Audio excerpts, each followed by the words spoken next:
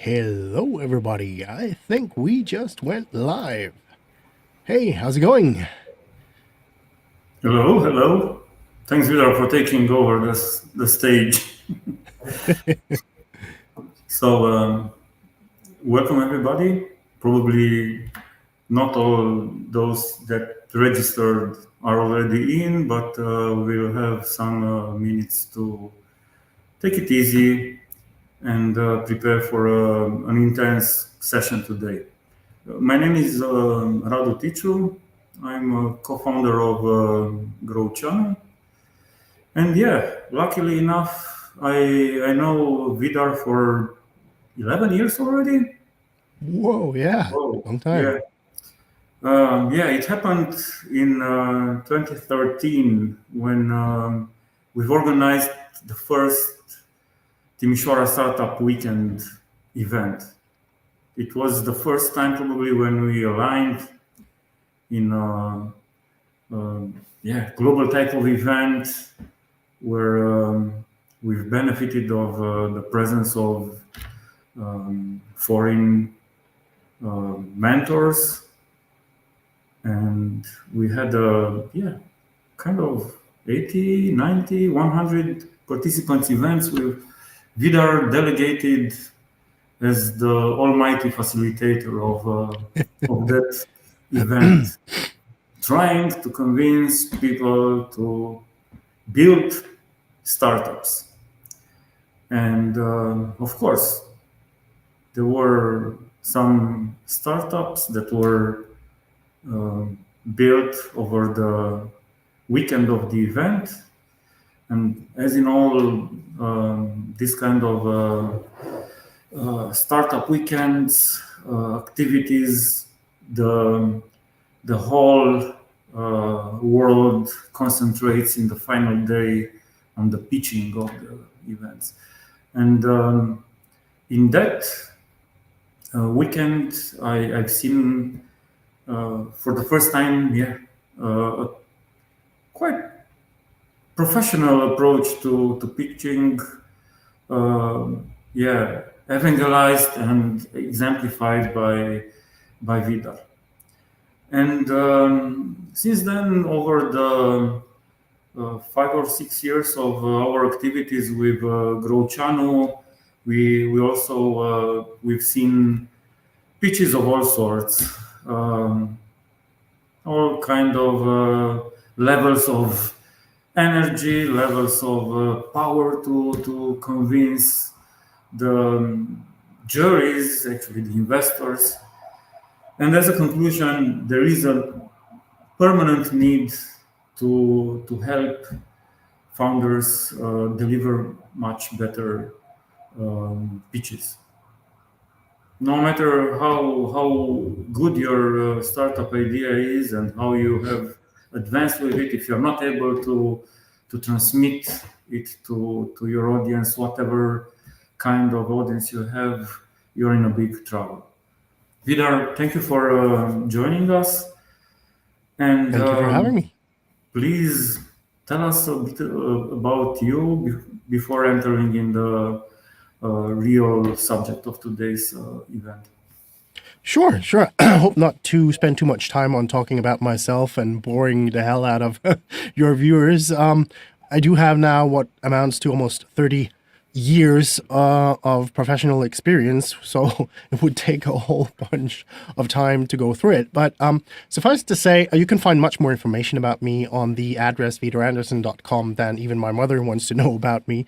But if there's like three things to keep in mind when it comes to me, who I am, what I do, what I have done, is that I'm a starter founder myself. I've founded some successes, founded some misses, as you do. And because there was nobody for me when I was starting out, I sort of got a new hobby trying to get other entrepreneurs to do their own stupid mistakes instead of repeating my stupid mistakes. So I've been involved for over 10 years now also with entrepreneurship education with programs like the one that we're speaking at today, but also around the world, also with institutions like USAID and universities around the world, from Oxford to Stanford to even in Iran and Turkey and Switzerland, just trying to get to students before they get corrupted by the classical business curricula that usually tells you nothing about how to start a startup and manage the process of getting from 0 to 1. And also because I have a lot of experience building software and doing innovation in the digital space for large corporations and governments and government organizations and NGOs. I also have a company called Plus Anderson and Associates. We do training and basically programs when it comes to making more sensible and productive innovation happen from within in large companies and medium-sized enterprises. But also when they have something that just absolutely need to get done, we also do outsourced digital innovation, if you will, build their products with crack teams. That is basically just developed for the task at hand, and we deliver the products that they need, and then they look good, and everybody gets to win a little. So those are the three things about me. I'm a startup founder, I'm an educator, and I am an advisor on corporate innovation and digitization to some of the largest companies and most famous brands in the world. Thanks a lot, Vidar, for presenting yourself. And yeah, I have to tell our audience that besides joining for this session, they have a good chance to win. To win, we Yeah. all love winning. Grocianu and Vidar, yeah, we discussed and we decided to offer to any of you who's sharing this session on whatever social media channels you are using, the chance to win ticket or yeah, a participation to one of your masterclass in pitching. Exactly. Full access to all of the contents for free for one of you who shares this stream today. Yeah, at some point close to the end of the session, we'll disclose who's been the lucky winner of this fantastic offer. Thanks. So now I'd like to yeah, to enter in the subject of our session and try to illuminate the audience on all sorts of aspects related to pitching. You'd like to bring in front of us from your experience and probably from things you noticed as a jury, as a mentor, as a yeah, facilitator. Right. I thought I'd talk about mainly three things today. I mean, there's only so much we can cover in a conversation like this or a stream like this without boring everybody. And it's a Friday, so I'll try to keep it short. But I also wanted to part with some information that is actionable that you can use. So first of all, I wanted to talk about what investors are looking for, because there seems to be a lot of confusion out there what exactly it is that investors are looking for. Then I want to talk about the three types of pitches as a startup that you need to master, why and how they're all connected. And then I'd talk a little bit on about the top mistakes that I often see that makes investors run away or politely show you the door. And of course, I'll be super happy to hear from the people out there watching if they have questions. And at any given time, also feel free to just post in the comments where you're watching it. We will also be able to see your comments here. So please feel free to ask me questions and I'll try to address them as they appear.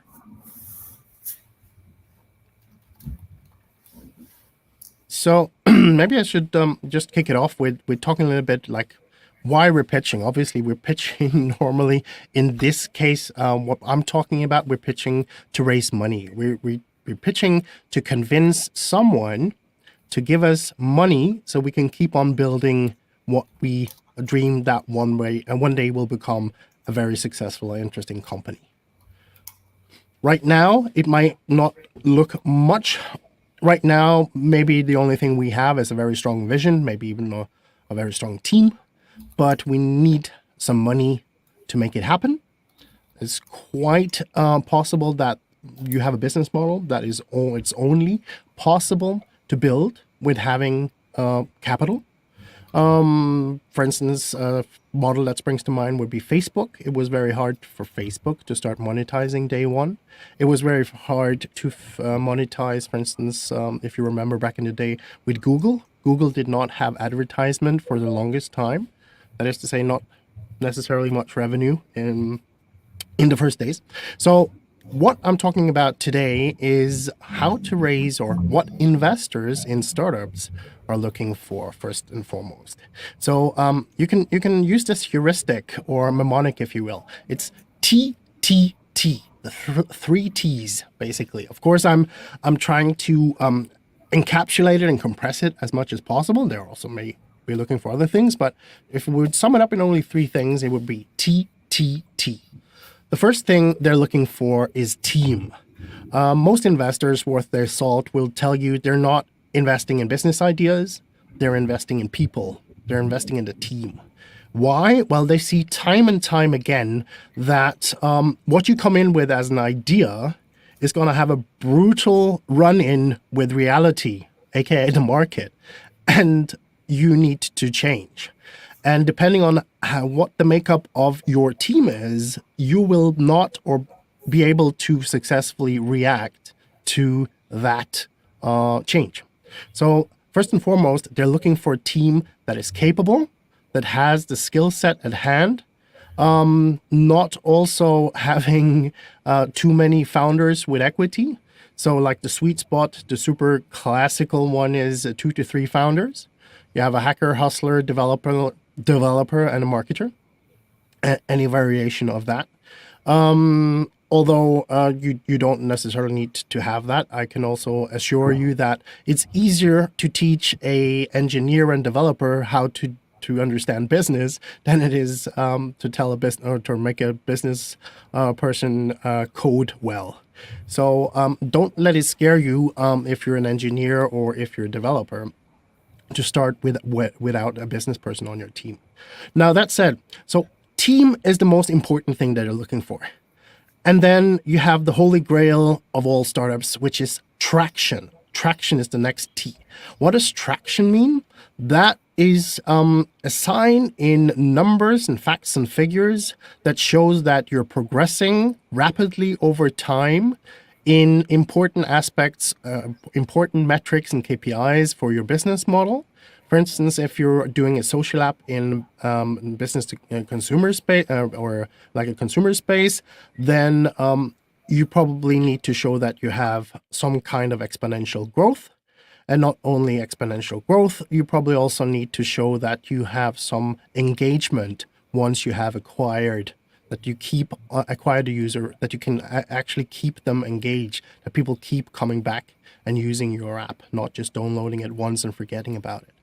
So traction means that, for instance, in B2B, that you've sold, that you have partners, maybe you have channel partners, maybe you have 1 or 2 customers already paying for prototypes that are in use.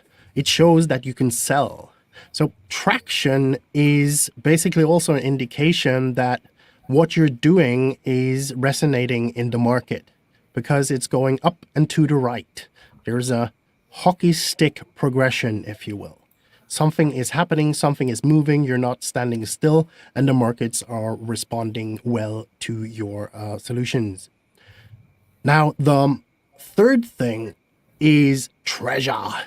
And I have to thank Thomas Grota, T Ventures, for coming up with this moniker of TTT. And also have to apologize for my voice. It's cracking up because I have this severe head cold, but I'll try to march through it. So the last T, the treasure part, is the more like je ne sais quoi. Is it like this is something very special? The combination of the product or the team? Is it because it's something that we are interested in as a fund? Is it like something very interesting here that I haven't really seen before? It's the thing that you can't really define. It's the X factor. So if you have the team and some traction, I mean, you don't have to have hockey stick, but I mean, come on, it's if hockey stick like the first 2 weeks are easy, it just gets exponentially harder after that. That's why it's called exponential growth. Now, so make sure you have the team, make sure you get a little bit of traction, and then the X factor. Well, research your investor. What is it that they're usually triggering on? What is it that they are usually invested in? Of course, if you're doing biotech, you probably wouldn't go to a financial tech investor, right? So it makes a ton of sense to research first what the investors are looking for, the specific fund that you're trying to pitch. So that's the 3 T's. So you have the team, you have the traction, and then you have the treasure. And then that's maybe an X factor. Maybe you can control it. Maybe you can control a little bit for it, but that's also often the unknown. That's what the investor is looking for. Any question? Do we have any questions regarding the team traction treasure?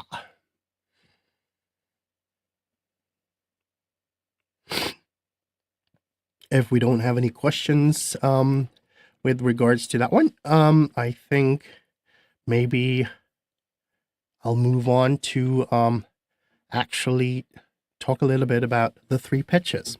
Like I said in the very beginning, there are 3 pitches that you need to master. And they're called technically they're called the high concept pitch. I usually call it just the introductory pitch. There's the elevator pitch that you might have heard of. And then there's the pitch deck or the investor pitch.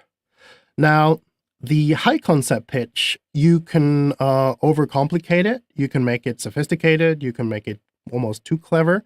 But I think of it as the first thing that you say to someone, preferably an investor that you meet at an event, after your name. It's like, hi, I'm Vidar, and then blah, blah, blah, blah, blah, blah, blah. That is the little bit that will tell the investor, hey, this person actually knows what they're doing. They can formulate what they're about in one sentence, and I can understand it immediately. So in their mind, they go like, oh, interesting. I want to hear more from this person. So the high concept pitch, some people might know it as the X for Y. We're like the Facebook for dogs, or we're like a Tinder for chicken. So you take one known concept and then hopefully compare it to another known concept, and then the thinking is that the investor will make the third image in their head, like, okay, so if you combine that with that, I see. Now, the thing to keep in mind with the X for Y pitch is that the investors have seen way too many of them, and they've seen way too many bad ones of them. So it can get very confusing. Sometimes also you say you're the Tinder for dogs because you just have some features from Tinder, but you don't have the business model and you don't operate at all like that business, which makes it completely irrelevant for your startup and your business. So another way of pitching your startup, like in a foolproof, bulletproof way that will instantly make it clear to the person, to the professional investor, this is a person that they want to be talking more to, is if you can articulate which problem or need you're solving, for whom you're solving it, and how. I'll repeat it. Which problem or need you're solving, for whom you're solving it, and how. And explained like you would to a 6-year-old child, because they don't want to think. There's a misconception out there that investors are the smartest people in the world. and they know everything about your business and they know everything about all domains. Well, most of the time, they don't know the things that you know. And most of the time, they're interested in learning more about what you have learned that they don't know. And also, if you look on like the investor, like VC class on a whole worldwide, they're less good at predicting what is going to be a hit than a monkey throwing darts on a dartboard randomly. So keep that image in mind, and please think about a 6-year-old child, if they would understand or not what you're saying. Because also, this is not university, right?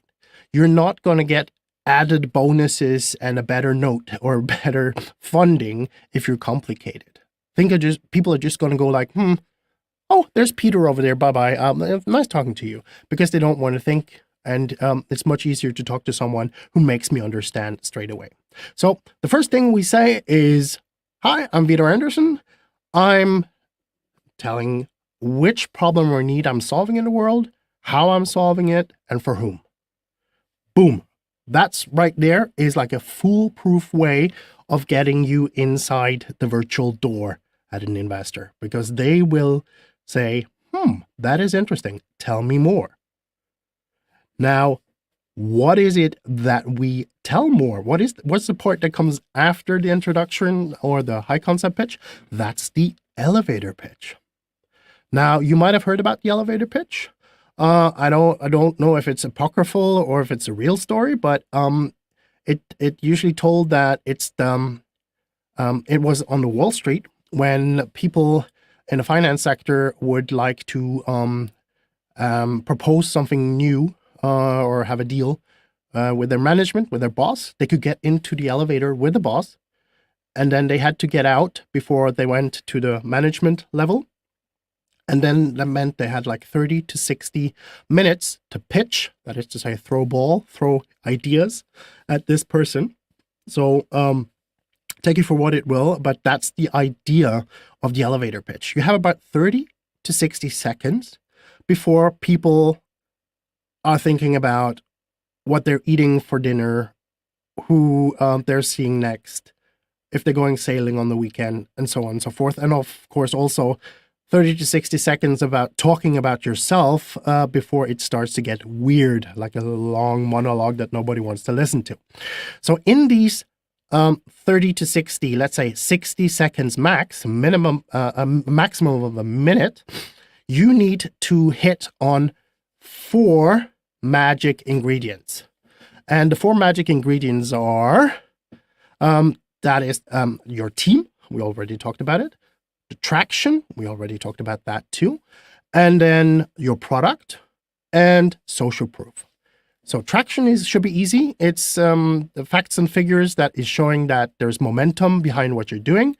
And in the last 6 to 9 months, ideally, everything is going like up and to the right. Then we have the team, why you're so awesome and why you're the right mix to make this happen and bring this to success. We have the product, which you should not misunderstand as a description of your features.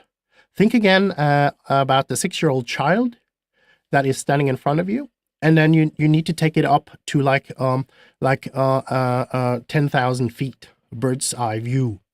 Investors are not so interested in products as they are in markets and teams. So don't get stuck on features. Just tell what it does and for whom. And then you can demo it later if they're asking, right? And then what usually throws people off is the social proof. Social proof can be a little bit hard to grok, to understand, but it usually, I mean, I can explain it with the hot take or my version of what it is. It's you're not an insane rambling fool evidence that you're not an insanely rambling fool. Or that is to say that the part that will show the investor that they are not the first ones that to potentially find out that you're just talking shit, that you're just full of air. So social proof means that you can show evidence that you have taken the idea or the solution into the marketplace and the market actually responded, hopefully positively. That is to say, you went to a pitching event, you won an award. That's like the lowest of the low, I guess. But you also maybe you published some scientific papers on the topic. Maybe you also got some patents on the topic. Of course, the best social proof is paying customers. And even better is paying customers that are ranting and raving and cannot tell the world enough about how great you are. And of course, also the equivalent in a consumer space where social media is full of people talking nicely about you. But it could also be like you managed to get into press somewhere and you show the world that you have no, you're not hiding behind the walls of your office. You've been out there and you have put your idea into the world and the world has responded. Because no investor wants to be the first one that figures out that you're actually just full of bullshit. Now, that was the 4 ingredients in the elevator pitch. The elevator pitch should also be for a 6-year-old child to understand. It should be tops 60 seconds. And there is also like 4 ingredients, which is traction, team, social proof, and product. And the order that you present them doesn't really matter. And I always say it's a little bit like a cocktail. You take what you have and what you have that is the best part, you spend the most time on. So if you have great traction, spend the most time on traction. If you have the best team, then you spend the most time on a team, and so on and so forth. Maximum of 60 seconds. And then we have the pitch deck.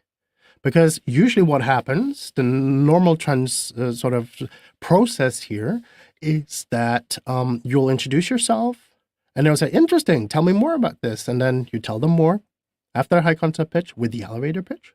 And then after the elevator pitch, what normally happens is, great, can you show me your deck? Or can you, more normally is, can you send me your deck? And what you do is you send a PDF with plus minus 13 magic slides that will lead to a funding decision.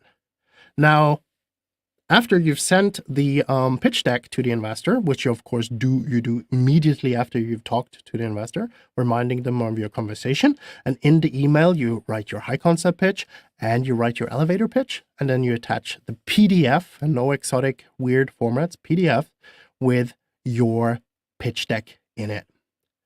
Now, what a pitch deck is, that takes a whole sort of lecture in itself. And in my pitching masterclass, there's like over an hour just discussing all the 13 slides that you need to put in, or 13 topics at least that you need to put in the pitch deck. Now, whatever you do after you've sent the pitch deck, don't expect anything to happen unless you can get a meeting, right? So only in a meeting you can get to present and pitch the investors. And only in a meeting, there will be the opportunity to actually have a funding decision, a yes or a no. So you start with a high concept pitch, which leads to the elevator pitch, which leads to you sending the pitch deck, and then you presenting the pitch deck, or even a more extended version of your pitch deck with even more interesting information, because it could be that you want to hide some information and hold back some information in the one that you send per email, so that they also want to know more about how and why you were able to generate the details or the metrics that you are showing them. Not that they think they've seen everything and now they can make a decision. You want to make it you want to tease them so that they invite you. And then maybe you want to show more in the pitch deck that you present in the meeting.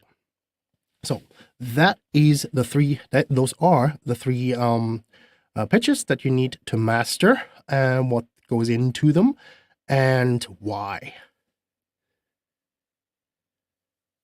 Now I see, oh yeah, I just got a nudge and a reminder that you people who are watching this live, we've partnered up here today to be able to provide you with a free access to my whole pitching masterclass. And how you enter to win, this free masterclass. I mean, it's a €199 value. So I guess it would be nicer to get it for free than having to pay. So how you can enter to actually win this is to share this stream wherever you find it in your social media. And afterwards, we'll draw someone from the people who shared it that will win a completely free pitching masterclass with access to all of the contents, which is to say there's over 2 hours of video about how to find investors, how to contact investors, how the funding game works, and how to stay in the leader's seat in the whole funding process, what the pitches are, more detailed than I've been able to tell you about right now, and also what the metrics are that the investors are looking for. There's a lot of resources in there as well.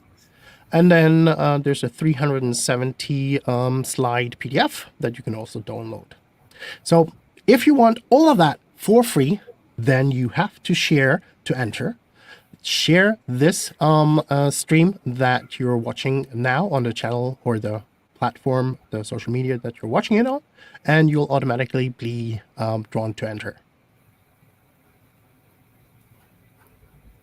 Well, maybe we can take some of the questions that already came here. And there is one from Absolutely. Tiberio. What is your recommendation regarding the placement of the team slide? First or towards the end slide? I would not put it first, but maybe like third or fourth. This is a personal preference. I do not know how it is in Romania, but I do know how it is in Germany. In Germany, it's more conservative, and there's more value on like fake shyness or fake like humility. And in the US, it's more like fuck humility. So, and also there's a lot of investors, me included, that really hates having to wait a long time before I know who are you, why should I listen to you, and why do you think that you have the authority to speak on this? So I prefer it to be somewhere like up front in the first 1/3 at least, because also team is important. So like, why hold out on the most important part?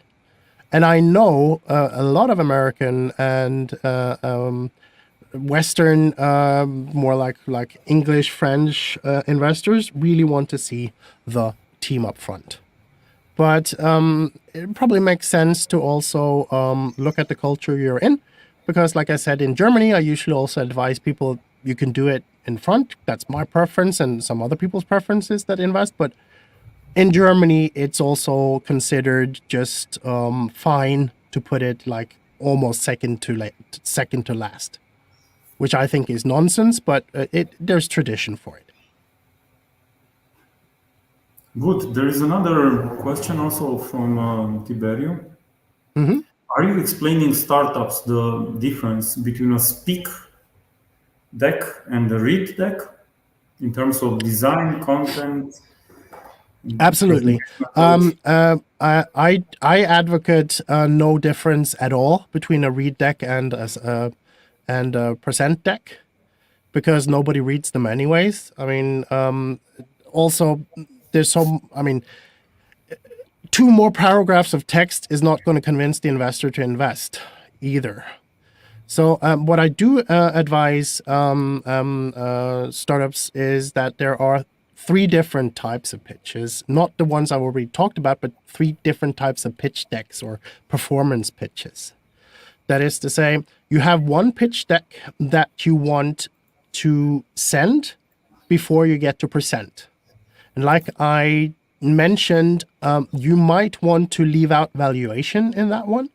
You might want to leave out some salient bits, some interesting bits, or industry secrets or trade secrets, because you want to be invited. You don't want to be that person that shows everything on the first date.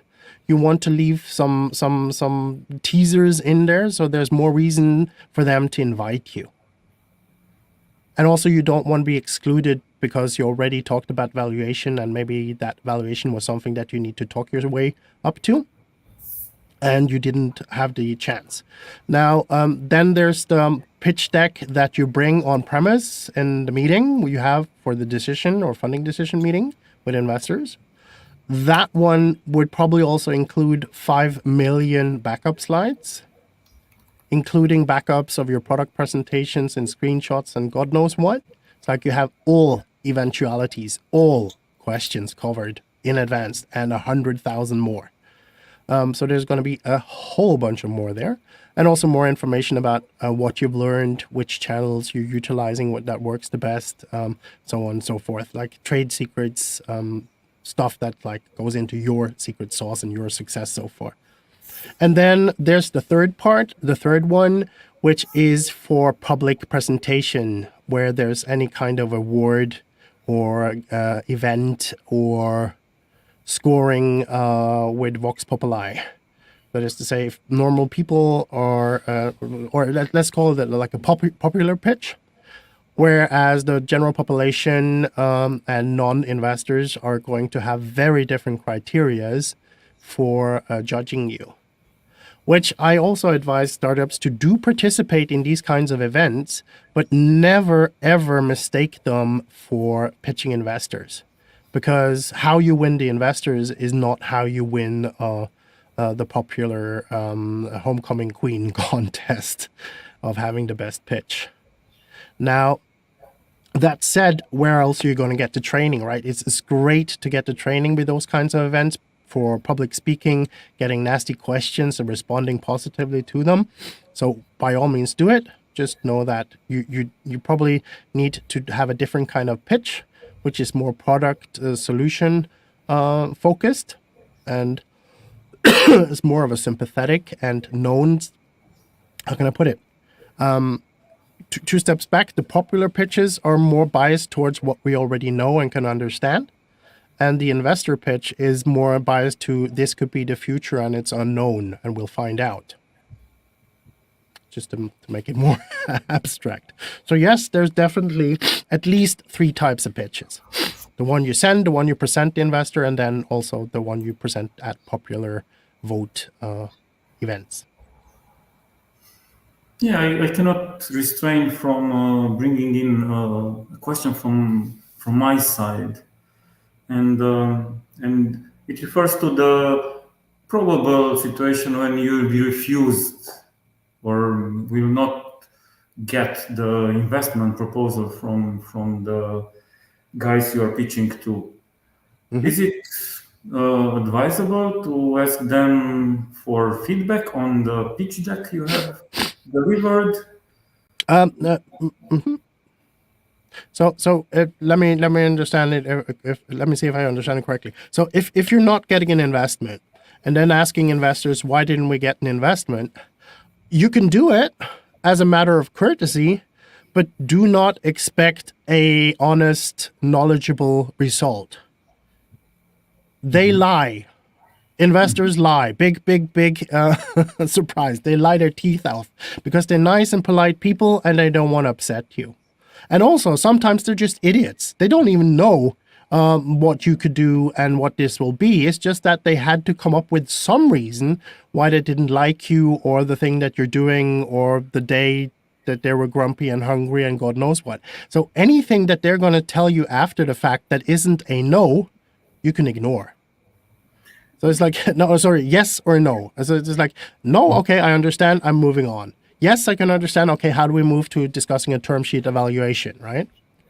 So everything else is just noise. Mm-hmm. And also, this is a big teaching point to everybody. Never take investment and pitching advice from an investor. They're on the other side of the table. Mm-hmm. That is to say, everything that's in their benefit is not in your benefit. Especially now before you actually are like married to each other and maybe you can have a future together. So they're interested in things that you shouldn't be interested in. And also, like I said, on average, they're not very smart. An orangutan throwing darts can do this better. So do not take advice from the casino. I hope it's clear that if you want to gamble, you don't go to the casino in Las Vegas and ask them for advice of how to gamble. because the casino always wins, right? They're in the game of profiting from large numbers, and especially if we're talking VC here, you're just a number in the line that can make, maybe in the lottery, that can make the money. And if you go bankrupt, they're gonna be getting their money anyways, and they're 2 and 20, and also they're going to be making up, basically, because they're humans. The brain is making up stories about why we thought or said something or decided something after the fact. And of course, like I said, they're also trying to be polite because they like to keep the door open, because it could be that you're wildly successful and they want to let the door open just so that you don't think that they're idiots and terrible people, so that maybe you'll come back for the next round. So anything that they say that isn't a yes or a no, you can ignore. Okay. That's radical. So, Which I mean, I have to qualify that, obviously. If and only if you know what you're doing. If you are pitching a VC and your total available market is like 1 billion worldwide, there's a clear reason why the VC cannot invest, right? That is to say, you have to know the rules of the game and engagement and know the limits and bounds and investment theses of the types of funds that you're trying to get money from, or the types of people that you're trying to get money from. And of course, if you're not able to play the game, you're going to be sent off. It's like if you're going to go on the football field and you don't know the game, you're probably going to get a red card very soon. So obviously that's why the pitching masterclass also exists, to make you smarter so you don't look like an idiot when you go there. But maybe they would be too polite to actually tell the person that maybe we only invest in like 20 billion plus markets. Clear. What about, so we had a glimpse of the type of information and recommendation you're bringing to founders. Maybe you can share with us a little bit more about the masterclass you're offering. Sure. Let me take you people back, I think now over 11 years in history. Me and a couple of other people here locally at the time I was living in Cologne, Germany. There was Lorenz and Matthias Gref, who were opening what is now the largest hub and incubator in Cologne and Düsseldorf for startups. And I was also very active in the startup scene, like I mentioned, with Education for Founders and doing events, founding events, organizing events, because there wasn't really a scene back in those days. And then we were thinking, what is it that we see all of the time in our region that really could need some improvement? Because we like that there's a lot of interesting ideas here. We believe in the region because there's a strong economy, there's a strong sort of academic machine, if you will, churning out great engineers and so on and so forth.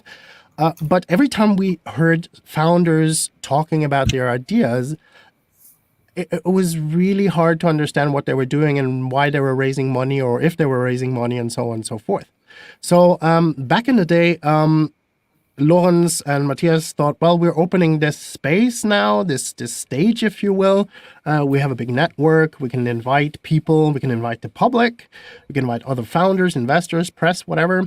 And then, Vidar, you could maybe teach the startups how to pitch, how you can pitch, because you have had Silicon Valley mentors who helped you to do the more American comprehensive sort of startup pitch for investors. And then we thought, well, yeah, okay, let's do that. And then 1 month later, completely sold out. And that's 11 years ago. And now for many, many years, the largest startup pitching event in Germany, possibly in Europe, which is called the Rheinland Pitch. Now, that's where the Pitching Masterclass was born. 11 years ago, just because we needed something to help the regional startups, the regional founders, to get better at presenting and also to be able to compete, because the world is quite flat when it comes to money. A German startup, at least, for instance, can get money from Sequoia, from Koshla, from Index, from basically anyone. if they're good enough to present, if they have something interesting that they're also able to present in a sensible manner. Now, the pitching masterclass has also been evolving and evolving over these 10 years, especially with input from other founders, like challenges and things that have come up from other startups. So it's been adapting also to the market situation, from boom and bust times to now like maybe a growth crunch time. So it's been quite a ride trying to condense so much information into about 2 hours of video. So what you get is about 2 hours of video, which spans over 11 years of doing the pitching masterclass. Also for corporations, also for universities. So it's a lot of feedback. And also, of course, for over 30 years, I've been pitching my own ventures and my own projects. So there's like 30 years in aggregate, and over 3,000 startups that has been going through the pitching masterclass, which has been sort of condensed into. I've tried to keep it like down to less than a Hollywood like Marvel movie. So you have 2 hours that you can watch in a snackable sort of way, where the topics are clearly defined and separated, and it will take you through the standard things about, for instance, how many, what are the funding sources available to you, depending on your goals and your ambitions, and of course where you're based. How do you find the investors? Once you found them, how do you contact them? Also, how does the whole funding game work? How do you play investors against investors and make them fear losing out on your round? Like turning the table on the investor basically and leaving you in the driver's seat. I usually say you have to be a little bit masochistic or sadistic with investors, because they're a little bit masochistic. They are used to having good founders prod them and shove them a little bit around. If you show any kind of weakness and back down too easily, they're probably going to also back off of you and don't find you that interesting, because it is an enormous pressure. It's going to be enormously hard to make a successful startup. So they're also looking for people who are really ambitionate, really know also how to push back themselves. And of course, as I mentioned already today, you're going to learn about the 3 pitch types, much more in detail, what needs to go into them and why. And then there's a lot of resources to further information. Also about the sort of icing on the cake, how to improve your performances, a little bit like on improvement on performance tricks and tips and tricks. And also the most important metrics is like, how do you calculate them? How do you measure them? Why do you measure them? For which business model? And what are the investors looking for? And then it has a lot of other alternatives afterwards. For instance, I do offer follow-up with like personal coaching if you need more help, or even do a version of the Rhineland pitch preparations even with you, where we have a bi-monthly peer review, where up to 10 startups are in a peer group helping each other improving their pitches and getting feedback from others who are fundraising and exchanging information. So that includes also like 370 plus high quality slides with all the information. That is to say, all the information that I'm also talking about in the 2 hours video, you're getting that information also in the slides with additional references, with additional resources. So that's about the content of the pitching masterclass. And the reason why I now have it online is that I was thinking about, oh yeah, it's nice to have helped over 3,000 startups so far with a pitching masterclass, but that was actually dependent on all of those startups having access to me in person, right? And having someone ordering or booking me to come over and help them, right?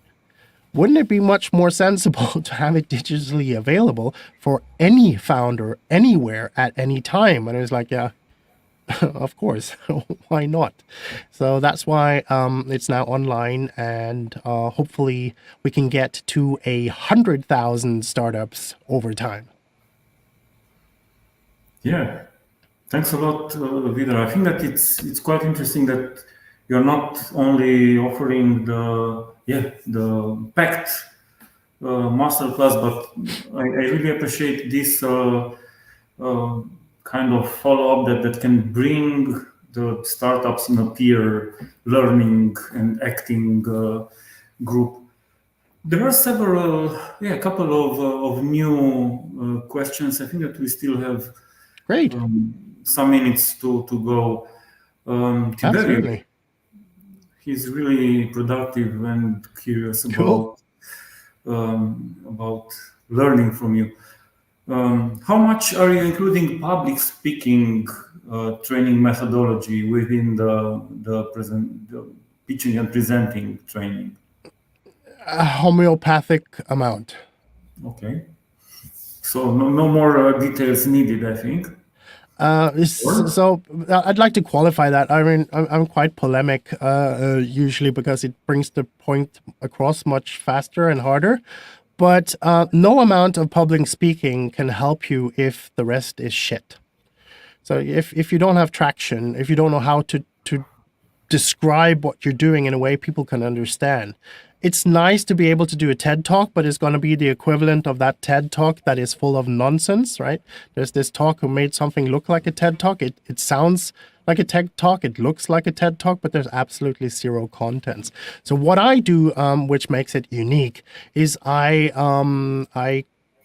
know how the funding game works because I've been there myself. I pitched some of the most famous investors in the world personally, and I know how it is to be there sweating in your palms and shaking at the knees. So what I focus on is what the game is, how it works, and how to play it, and the contents, how to formulate it to make it appetizing, but also understandable, right? There's plenty of public speakers out there who can probably do a much better job than me how to improve the performance, but I don't see myself replacing them. I mean, there's addition. It's like if you know the contents of the pitching masterclass and if you're taking it to heart, then by all means, you could probably profit to make it like if we're talking 80-20 here, you have 80% of the job already done, and then you can improve 20% if you go and get help from a public speaking coach. Yeah, probably the last question. Do you have separate pitching courses for different stages of the startup, for the pre-seed, seed, Series A, F? Great question. There's definitely a difference between a growth stage, which is usually like where the letters start, like from a maybe at least a Series B. Maybe these days there's a floating sort of definition between a seed and a Series A. But I would say a seed, pre-seed, or pre-seed, seed, seed, a Series A light, which is covered with the pitching masterclass. And for a Series D, it makes no, or a Series B, it makes zero sense because you know how to pitch. Otherwise, you wouldn't have gotten there, right? So it's like also it starts to get boring because now you need to get the P&L in there. You need to get the EBITDA, debita, and now you're going to get somewhere between like a startup pitch deck and a business plan. And it's going to be something that I think is too boring, so I don't work with it. But on the other hand, the most important thing is that those people who have made it so far already know how to pitch. Otherwise, they wouldn't have gotten that far. So there's no point of me trying to tell them how to pitch. I mean, they also probably are employing the people now who are able to do the P&L and EBITDA, debita, and the projections with real existing data and all of that stuff that is irrelevant for startups who are pre-revenue. Good. I think that we are in the good moment to find out who's the winner of the first probably Romanian participation ticket to Vidar's masterclass, and I'll ask to my colleague Raluca to do her magic and disclose who's the lucky winner. And haha. Da da da da da da. Oh, Bartolomiei Mielțarek. Definitely someone Hey, not Bartolome. from Timișoara, but from Romania. Congratulations. So we are in an international event. We have an international winner. Great to learn about this. Thanks a lot, Vidar. I can disclose to the audience that we had, in average, I think like 30 participants to the session. So Bartolomiei had 3.33% chances to win, and he did it. I'd like to quote someone who said, "Hey Vidar, thanks for the wisdom. Thanks for spending 1 hour of this weekend with us." And I think that we should continue in devising this kind of interactions of our audience with experts like you, and we'll probably build up a program to continue over the next months. Thank you all for being here with us, and keep an eye on what's going on under the Growceanu hood. And see you at a pitching session using Vidar's wisdom at the most convenient time for you, but be fast. Thanks. And also thank you from my side here. Thank you for taking the time listening to my rambling. And I hope you enjoy the pitching masterclass. Thanks. Take care.